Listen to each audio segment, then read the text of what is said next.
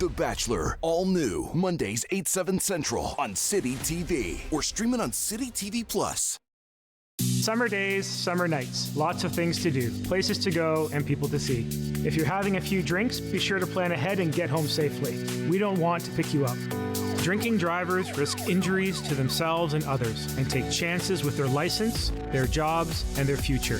Remember what's at stake and choose your ride, whether you're the driver, the passenger, or the party host. Thanks for supporting Sober Driving. I hope we never meet. Visit arrivealive.org to find out more. This is a man's heart, a heart in desperate need of medical attention. But because 78% of Indigenous people experience racism in healthcare, he may not get the help he needs.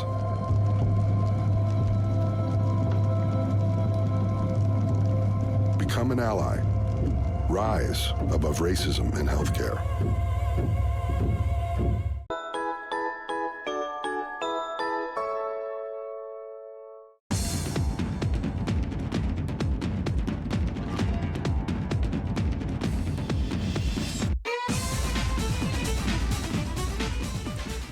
I'm Lori-Lydia Loveless, and I'm your host on Out of the Fog for a second episode, and we have a great show for you this evening. First, we have Julie with the Newfoundland Labrador Folk Art Society, and then we have Pam Pardy Promotions and Danielle with Cirqueletics Gym. We're so excited to have you, and we'll be right back after these messages.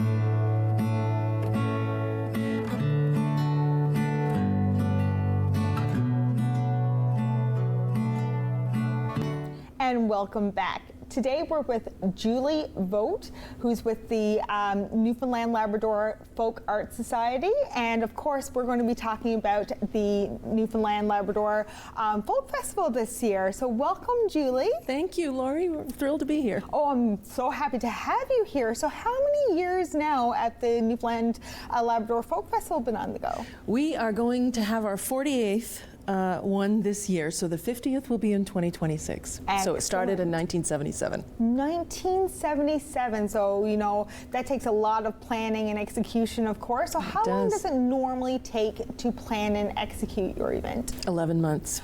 Oh my goodness. So we finish in July. We take a couple of weeks off, you know, to just, we're dead by the end of it. And then we come right back in August with our debriefs and what should we do and what were the results and, you know, looking at everything. And we start it all over again. So can you give us a little bit of background about how the festival came about? It was started back then, the year I graduated from high school, by a group of dedicated folkies, we'll call them, musicians, people who love to listen to folk, who wanted to put on this festival so to expose Newfoundland in this renaissance of folk to all of this wonderful music that we had on the island. You know, back in the days of Figgy Duff and Gordon Quinton and all of these treasures, Anita Best and Pamela Morgan, all of those treasures came together, volunteered, and put on folk festivals, you know, on a tiny little stage here and there. There was one down at Kitty Vitty, one I think that Kelly Russell just posted. So it's been going on a long time and stayed like that until the volunteers just couldn't do it anymore. It's, as regulations have increased, costs have increased, it became too hard, and I believe it was the early 2000s when they hired their first staff. Oh. And they hired one person, and you know where that goes. So the minute you hire someone, you now have an obligation and a responsibility to pay that paycheck. There's a lot of changes that are happening this year, you know, with the new layout and becoming an all-ages show and other things. So can you elaborate more on what those changes are? Sure. So when we looked at the performance of the festival in 2023, we had the second bad year, and I've been putting the figures out because when people hear it, they're kind of shocked. Mm-hmm. So the festival on its own lost $176,000 in direct expenses. That does not include salaries of staff, so that gets added on. That's really why we're here. In large part is, that's why we need so much staff, is to do that festival. And you take sponsorships off of that and you still are at a $99,000 loss. So we can't sustain that. If we do it one more time, we'll have no reserves left. And then what? So the board had to sit down and we looked at all kinds of options. And as much as we would love to say, oh sure, increase corporate sponsorship, we worked our Batinskis off last year and we only managed to come up with $35,000. So it's a very difficult environment, and when you're on a downward trend in attendance, sponsors look at that. So we thank the sponsors we have, we love them. And we had to make some hard decisions, but decisions that needed to be made. So the liquor licensed area will extend through the main section of the main stage. Lots of regulations going on there that people don't even have any clue about what we have to do and what we cannot do, and what if we did this, what would happen. So the board chose to put the under 19 area, which is, if you're going to bring your kids, you'll go here. It's called the Memory Garden, which is what the city calls it, and it's got all of that green grassy area out in front where the kids can dance, and it's where the sponsor tent, where the old crafts tent used to be 2 years ago, and last year was the sponsor tent, and now it's all families will be there. That's one change. We are opening up the west end of the park again to put all the small tents back there. And those tents will be pretty much the way you remember them. And then we're also going to put a stage in the ball field and bring in some children's acts and some really cool, like School of Rock will likely be back there, and that kind of fun stuff. And again, we can't set ticket prices there yet because we have some really hopeful things happening in that regard that I can't say for sure because they're not definite, but I'm hoping that those things happen. I think, the board asked me last night, well, what would the ticket price be? I said, probably around $25 if nothing good happens for us, but I'm always the optimist that everything good will happen for us. That's the best way to be. Yeah. And the lineup is Emmylou Harris on Saturday night, the Ennis Sisters on Sunday night. We announced direct support for the Ennis Sisters on Sunday will be De Temps en Temps. We're getting some really good response about that. And I have 2 more pieces of wonderful news that I wish I could share with your viewers, but I can't yet. It's always nice to keep some secrecy and, and the anticipation to see. And we need to do things right and wait for the releases to come in and all that good stuff. So. Excellent. And of course, so how has the public responded to all of these changes? Naturally, we're all disappointed. And believe me, if we didn't have to make these changes, we wouldn't. That's a lot of work. But nonetheless, the folk festival is in so many hearts. They grew up with it. And back in the days when really that's all there was. And then came George Street, and then came all these other ones.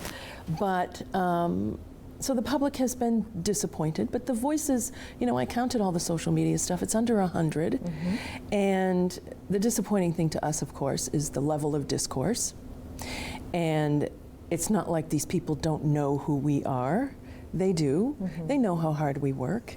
And it's a shame that the misinformation that our social media person was trying to no, children are going to still be allowed in the park at night. They just go in the under 19 section. And yes, we're still going to have daytime events. If you read the post, you would see that, yes, we are. But then finally I pulled her back and said, this is out of bounds. It's beyond the pale now. And I was doxxed. So was our board chair. And that's when it goes, you know what, enough. So I encourage people to become members. Come and learn about everything that we do. It's not just the folk festival. So how can people get involved and be a member or even... On our website right now, we have our application for membership. Fill that out, decide what tier you would like to become. Join me in being a sustaining member. My husband and I are sustaining members of this organization. Help us and come and listen at our AGM. Come and listen to the presentations. Look at the financials. Hear about our plans. Understand the organization and everything we do. It's not just the folk festival. We do the Broadside. We do children's and youth programs. We got a fantastic grant, thank you, Celebration NL, to bring the program that is probably nearest to my heart, which is the Young Folk at the Hall that we do with Fergus O'Byrne. That's going all across the province this year. And Equinor, our wonderful presenting sponsor for the festival, stepped up and gave us money to extend newfound talent across the province. We hired Rosemary Lawton, who has a master's of education, is running that and is excellent with a checkbook, let me tell you, so that we've been able to add another city, 3 more cities to the newfound talent. So all of these good things to get instruments in kids' hands has to be funded somehow. We aren't having that grant next year. That was a one-time hit. None of us want this to end. So the Folk Festival can't drain us of every resource and grant that we get. That's good, yeah. And like you said, it's always nice to keep people informed and, you know, of course, encouraging people to attend. So thank you so much, Julie, for visiting us today. You're so welcome. And we're so happy to have you. And of course, we will be right back after these messages. Your opinion matters, and we want to hear from you. Get in touch with us using our viewer feedback line, your direct connection to shaping the shows you love. It's easy. Just grab your phone, scan the QR code on your screen, and take our quick survey. Share your thoughts, and let's make your viewing experience even better. And welcome back. Today I'm here with Pam Pardy with Pam Pardy Promotions. And Pam, welcome.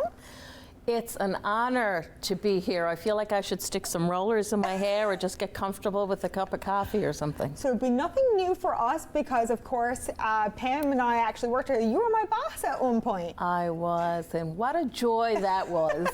I promise I was good. Yeah. Which is great. And of course, Pam, you have a long history of working in the media and of course volunteering and, you know, being a journalist. So tell us about your accomplishments and how you got to where you are today.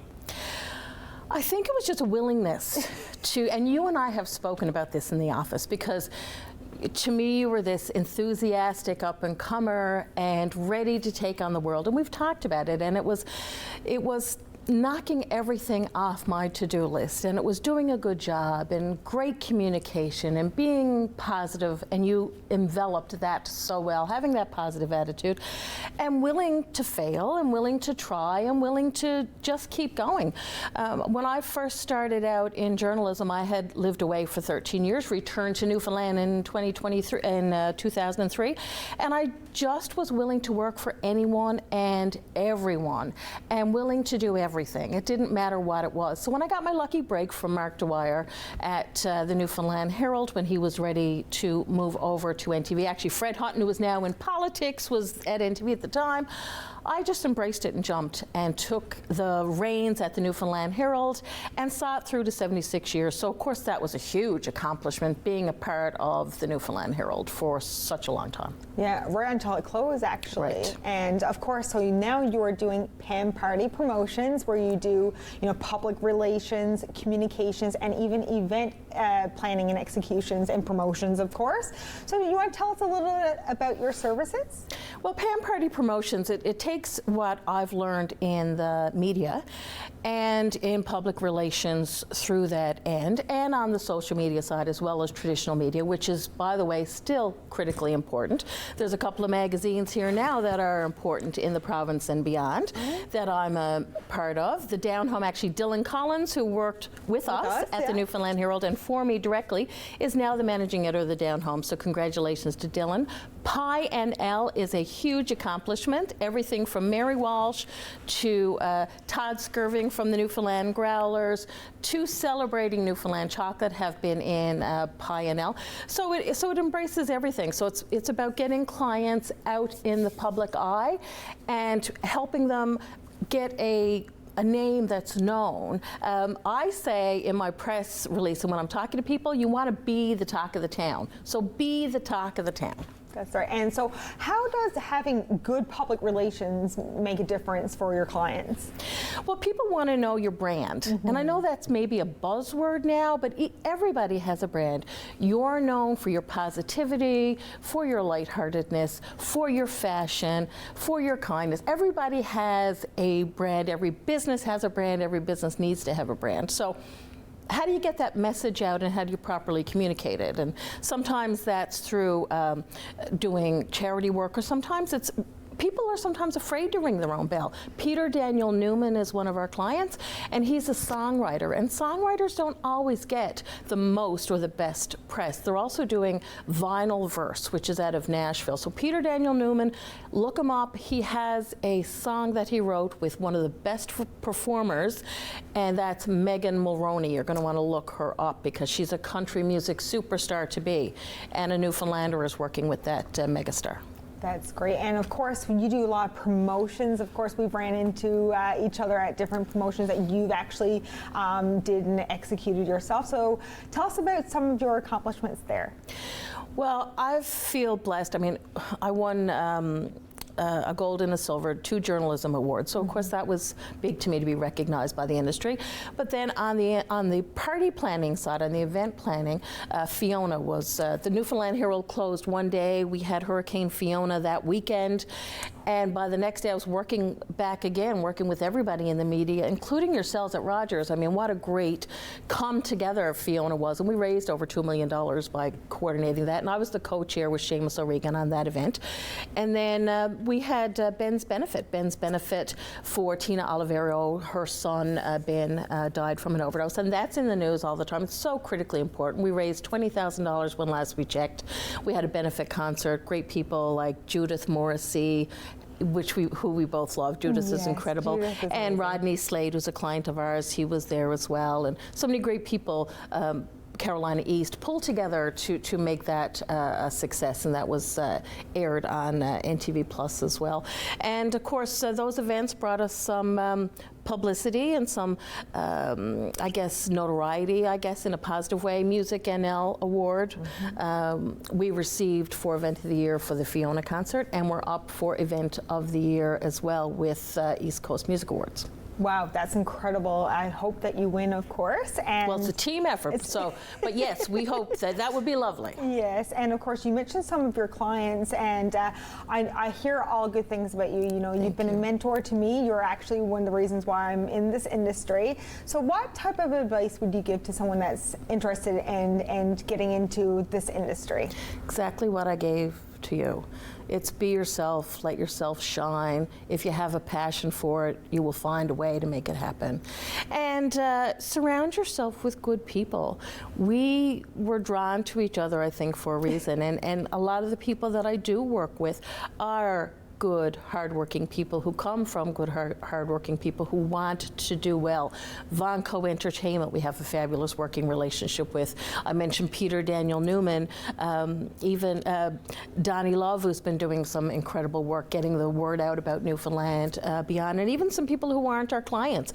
I got a call from Round the Bay Inns. There's people out that way who are doing great charity work, Karen and Chris Rickards, and just being there to help, and not for a paycheck, not for anything other than, you know what, these are good people, they've been in our circle, and we would love to see them shine. That's great. And of course, since you've been in the industry, I wanted to ask you, what's your most significant highlight, something that you're super proud of? One particular thing come to mind? And I don't know if this is hot and sexy to anybody else but me. But I'm super proud that I sat down and chatted with every single premier this province has had, except Frank Moore's, because I was out of the province when he passed away. But Joey Smallwood, I interviewed when I was in grade 7 for a Heritage Fair project. And I think this is actually Heritage Week in the schools now. So I'm wondering what the kids out there are doing. When I was in grade 7, I was sat down with Joey Smallwood interviewing him. And then since that, I've had the pleasure, and I believe you remember when we did the special edition for the 70 years of Confederation, and I got a chance to go through all of the premiers and actually have another conversation about what being part of the fabric of this province and helping to shape and design this place it certainly stands out for me as something that I hope if anybody out there gets a chance to write my obituary, they stick in. That's great, Pam, and thank you so much for being with us today. Thank you. Thank you for having me. It's a pleasure just to come and have a look at you in that pretty little chair with your lovely shoes and your gorgeous smile. Same with you. Thank you. And we'll be right back after these messages.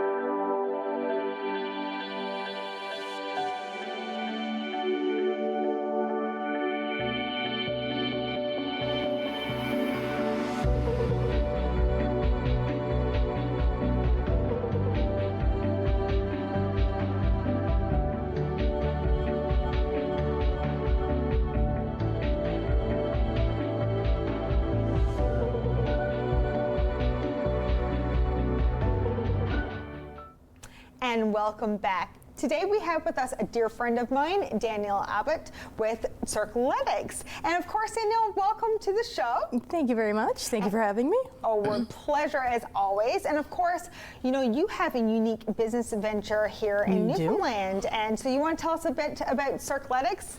So we're a circus arts company. We're a performance company as well as a teaching school. So we do performances all over the island. We also have lots of classes. We do a ton of kids classes. We do adult classes, classes for all ages. It's a learning school, and it's a little bit of everything. So how did you get involved in doing such a unique business venture here in Newfoundland? Well, I actually started taking lessons when I was quite a bit younger. Got very interested in it and got to the point where I couldn't learn anything else where I was, so I went away to school in the States and got my training in the States. Bounced around for a little bit. I did some work in Asia, I did some work back here in Canada, and then eventually decided to open my own school. That's great. And of course, you know, I love the element and the niche business that you have. So, you know, can you tell us a little bit about the classes or the services that you provide? So for kiddos, we have our Cirque beginner classes. We usually start them on something called aerial hammock, which is like a big round piece of fabric with a loop in it. And it's very simple for kids to learn when they're beginning because they don't have to climb. So they can just start by doing moves in the fabric, and then as they progress, we can move them to a bit more advanced apparatus, or if they want to stay in the hammock. We also offer a lot of kids camps. We do a ton of summer camps. We have an Easter camp coming up, and we do just so many child services, and kids love it because it's something different. Also, it's not competitive. So you get kids that get in sports that are highly competitive, and that just doesn't work for every kiddo. So we have a non-competitive entity, and kids can still perform. We have a student showcase, but there isn't the pressure of competition, which a lot of kids really appreciate. Absolutely. And of course you do, you know, bachelorette parties and birthday parties. So how fun is that? I love doing birthday parties, and bachelor parties are a blast. They really are. Yeah, we do so many kids' birthday parties. And again, it's something unique. Like, it's something the kids can try. It's open for any age, any ability. They can come in. We have tiny tot parties, we have older kid parties, and we have, for, you know, the older guys, bachelorette parties, or people that just want to come in and do team building. We do that as well. That's great. And of course you do a lot of like adult services as well, like for grown-ups? We do. We have adult beginner classes, we have adult intermediate classes, and then for our advanced classes, we give them the opportunity to perform. So we get hired for a lot of performances all throughout the province. And when a student gets to the point where, you know, they've achieved a certain level, we can start offering them outside performances. That's great. And so what kind of exercise do you get, and how does it help your body and your mind? Well, I mean, we emphasize a lot of strengths. So aerials is a lot of upper body strength. And we find too, we get a lot of people that are just bored of going to the gym. They want something exciting to do that has a goal. It's not just picking up the heavy thing and putting it down. It's interactive, and it's also community, because you get to know the people in your classes as you progress, and you progress with them. So you have a lot of that camaraderie that comes out of it, and then when you get to the performing stage, you work with people in your classes, other staff, to create these large performances, and that also is sort of a team building activity. And just people fall in love with circus, and especially when they get to take what they've learned and showcase it to the rest of the world. That's really a good feeling for a lot of people. And it seems like a good support group, and everyone that Absolutely. just enjoys, you know, what they do there as well. Mm-hmm. So I do see that you do the vertical wall dance every year, and so you want to tell us a little bit about that and how long it takes to train and execute that event? So we do that event every year, usually in August, and we go off the Atlantic Building. The Atlantic Building has been amazing to work with, letting us use their building for the activity. We've done it 3 years in a row now, and it's been a wild success. This year we did it during the St. John's Busker Festival, and the crowds were huge. And it was amazing just to be on top of the building and look down and just see a crowd of people just below you as you perform. And that was absolutely amazing. The training for that, we use some of our more advanced students for it. And we usually start the training a month or so before the summer, and we train all throughout the summer. We have an indoor wall, so we train our people in on that and get all the choreography. And then for the actual performance, we usually do 3 pop-up sets or so throughout the day. Wow. So we repeat it a few times. Depending on if the Busker Festival wants us back, we may do more than one day. So how many years have you been doing the vertical dance? Vertical dance, we started about 3-4 years ago. We took a group to Ireland to get the training for it, and then brought it back here. I've been doing aerial arts for about 20 years now. Vertical dance is a little bit of a new addition to our studio, and to have that in because it's so radically different than anything we'd offered before. So we were pretty excited to bring it to the province. I still have yet to come to the studio and get involved. It sounds so fun. So how can our viewers, you know, get involved or even participate in some of your events? We have lots of openings. So the first Saturday of every month, we do a trial class. It's a drop-in class, $20. Come, see if you like it, and then you can sign up for classes if you do.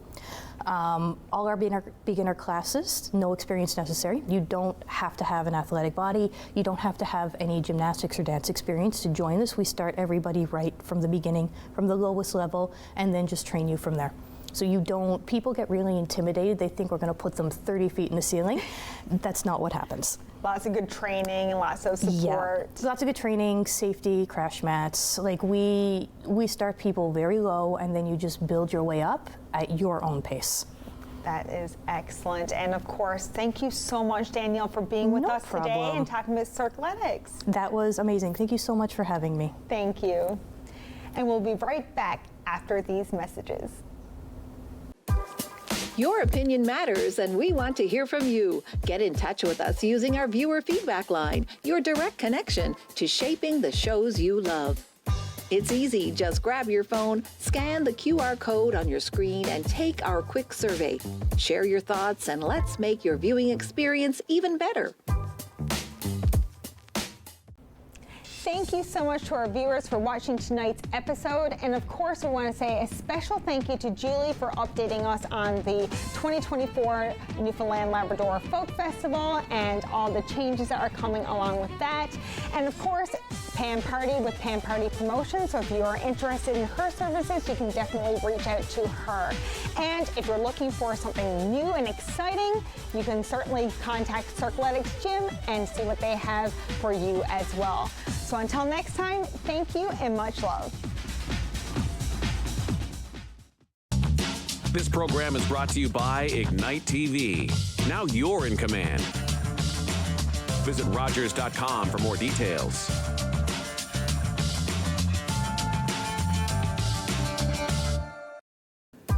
We want to hear from you. Provide feedback on this show or find out how you can get involved. Call, email us, or scan the QR code to take our quick survey. Man, is there a lot of pressure on this young fighter here tonight.